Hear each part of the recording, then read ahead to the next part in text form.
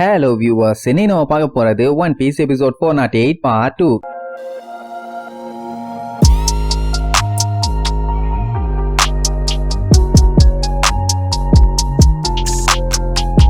Open பண்ணா போன பாட்டுல நம்மால நல்லா வேக வச்சு தின்னால ரெண்டு பாம்புங்க அந்த இடத்தை நோக்கி வந்துச்சுங்க. வந்து பார்த்தா லூஃபி அங்க பேனு படுத்து கிடப்பான். அவன் உடம்பு ஃபுல்லா காலானா முளைச்சு கிடக்கும். அப்புறம் தான் காட்டுறாங்க வந்தது ரெண்டு பாம்பு இல்ல, பாம்பை தூக்கிட்டு ரெண்டு பேரும் வந்திருப்பாங்க. இல்ல இந்த புள்ள பொண்ணுன்னு தெரியுது, ஆனா இதுதான் பொண்ணா இல்லையான்னு தெரியல. என்ன வாய்ஸ் ரொம்ப ரஃப்பா இருக்குது. சரி என்னது இது வினோதமா இருக்குன்னு அப்படியே சுத்தி முத்தி பாப்பாங்க. ஃபர்ஸ்ட் ஏதோ ஒரு பொருள் தான் நினைப்பாங்க, ஆனா அதுக்கப்புறம் உத்து பார்த்ததுக்கு அப்புறம் தான் தெரியுது அது ஒரு மனுஷன்னு. இது இவங்க வில்லேஜ்ல இருக்க ஆளா இல்ல வேற யாராச்சான்னு தெரியல.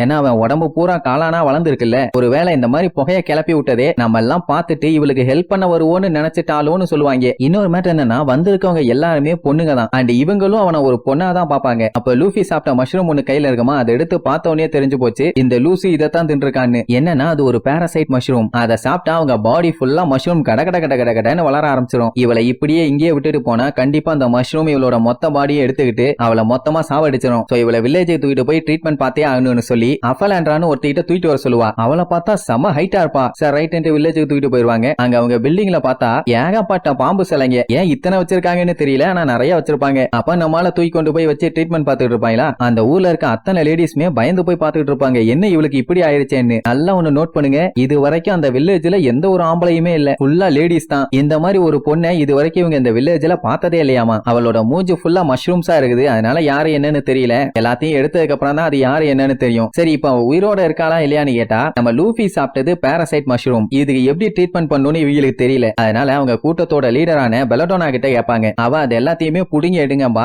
ரைட்னு மாத்தி மாத்தி அந்த காளான புடிங்கி எடுப்பாங்க. பட் இருந்தாலுமே அவன் பாடிக்குள்ள அந்த காளானோட வேர்கள் இருக்கும். அதெல்லாம் அதுக்கப்புறம் நான் பாத்துக்கிறேன், நீங்க கவலைப்படாம இதை மட்டும் பண்ணுங்க உடனே ரைட் ஒன்னொன்னா புடுங்குவாங்க. இப்ப இவங்களுக்கு டவுட் என்னன்னா இவ உயிரோட இருக்காளா இல்லையான்னு. அவங்கள பொறுத்த வரைக்கும் லூஃபியும் ஒரு பொண்ணு தான் நினைச்சிட்டு இருக்காங்க. சோ அப்படி காளான் எல்லாத்தையுமே புடுங்கி முடிச்சதுக்கு அப்புறம் ஏதோ ட்ரீட்மெண்ட் கொடுக்க போறான்னு பார்த்தா தீக்குச்சியை கொளுத்தி நம்மால மேல போட்டுருவான். அவன் ஐயோ எரிதேன்னு மேலையும் கீழே கூச்சிட்டு கிடப்பான். என்ன பெல்லடோனா இப்படி பண்ணிட்டீங்கன்னு கேட்டா அந்த காளான் திருப்பி வளராம இருக்கணும்னா இந்த மாதிரி சூடு வச்சா மட்டும்தான் அதை தடுக்க முடியும், இல்லன்னா கஷ்டம் அப்படின்பா. அங்க எவ்வளவு குதிக்க முடியுமோ குதிச்சு கடைசியில பயலால முடியாம அப்படியே போத்துன்னு விழுந்துருவான். அதுக்கப்புறம் அவன்கிட்ட எந்த ஒரு அசைவும் இல்லையா, ஐயோ செத்து போயிட்டான் போலன்னு அப்படியே அவன் பாடியை செக் பண்ணி பார்ப்பாங்க. பாடியில ஏகப்பட்ட காயம் முன்னாடியே இருந்திருக்குன்னு தெரிய வரும். அந்த அடிப்பட்ட காயத்தெல்லாம் பார்க்கும்போது நல்லாவே தெரியுது ஒரு பெரிய சண்டையை போட்டிருக்கான்னு. சோ இந்த காயம் எல்லாத்தையுமே சரி பண்ணணும்னு சொல்லி அவளோட சபார்டினேட்டான மார்கரெட் கிட்ட சொல்லுவா. அவளும் ஓகேம்பா, ஆனா அதுக்கு முன்னாடி இவளை தூக்கிட்டு போய் ரிவர்ல நல்லா குளிக்க வைக்கணும். யார நம்ம லூஃபியே. அட ஒருத்தனை குளிக்க வைக்கணும். ஒருத்தர் மேக்சிமம் 2 பேர் இருந்தாலே ஜாஸ்தி, ஆனா இங்க மொத்த ஊருமே வந்து உட்கார்ந்துகிட்டு இருக்கும். அப்படி குளிக்க வைக்கும் போதுதான் ஒரு பெரிய காமெடியே நடக்கும். என்னன்னா நல்லா சோப்பு போட்டு அவனை கழுவிட்டு இருக்கும் போது ஒரே ஒரு காளானை மட்டும் மிஸ் பண்ணிட்டோம்னு சொல்லி அடியில கையை விட்டு இழுத்துட்டு கிடப்பா. ஐயோ அது பிரச்சனையாச்சே. சரி காளான் எப்படி இருக்குன்னு பார்த்தா அதோட ஷேப்பே வித்தியாசமா இருந்திருக்கு. நான் என்ன சொல்ல வரேன்னு உங்களுக்கு புரியும், புரியலனாலும் புரிஞ்ச மாதிரியே கேளுங்க. இப்படி அந்த காளான விட்டோம்னா இவ உயிருக்கு ஆபத்து, அதை புடுங்கியே தீர்ணும்னு சொல்லி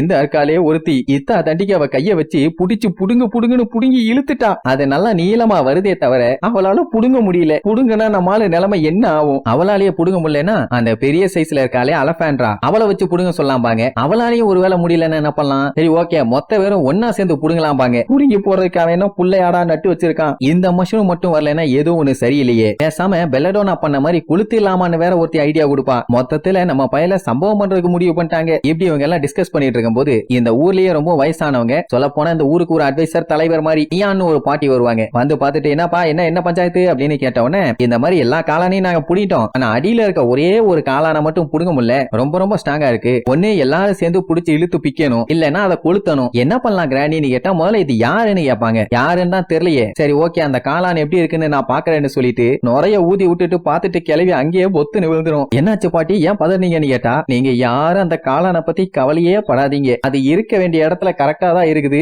நீங்க நினைக்கிற ஆள் இவன் இல்ல, இவன் ஒரு ஆம்பளைன்னு சொல்லுவா. அவ்வளவுதான் அத்தனை பேத்துக்குமே அப்படியே தூக்கி வாரி போடும். எது ஆம்பளையான்னு. இவ்வளவு கலவரம் நடந்திருக்கு, பையன் எதுவுமே தெரியாம அப்படியே பேன தூங்கிட்டு இருப்பான். மொத்த லேடிஸுமே பீதி ஆயிருவாங்க. ஐயோ என்னது இவன் ஒரு ஆம்பளையான்னு. இதுக்கு முன்னாடி இவங்க இந்த மாதிரி ஒருத்தனை பார்த்ததே இல்ல. அப்புறம் தான் இந்த ஐலாண்ட பத்தி சொல்லுவாங்க. இந்த ஐலாண்டோட பேரு அமேசான் லில்லி. அண்ட் இங்க வாழ்ந்துட்டு இருக்க ட்ரைபோட பேரு குஜா. இந்த அமேசான் லில்லி ஐலாண்ட்ல இருக்கவங்க எல்லாருமே பொண்ணுங்க மட்டும்தான். சொல்ல போனா அவங்க எல்லாருமே ஃபீமேல் வாரியர்ஸ். இந்த இடத்துக்குள்ள இப்படி ஒரு ஆம்பளை வருவான்னு இவங்க கொஞ்சம் கூட எதிர்பார்க்கவே இல்லை. நம்மளுக்கு இனி அடுத்து என்னாவும் ஏதாவும்னு பெரிய சஸ்பென்ஸோட இந்த எபிசோடுக்கு எண்டு கார்டு போட்டு முடிக்கிறாங்க.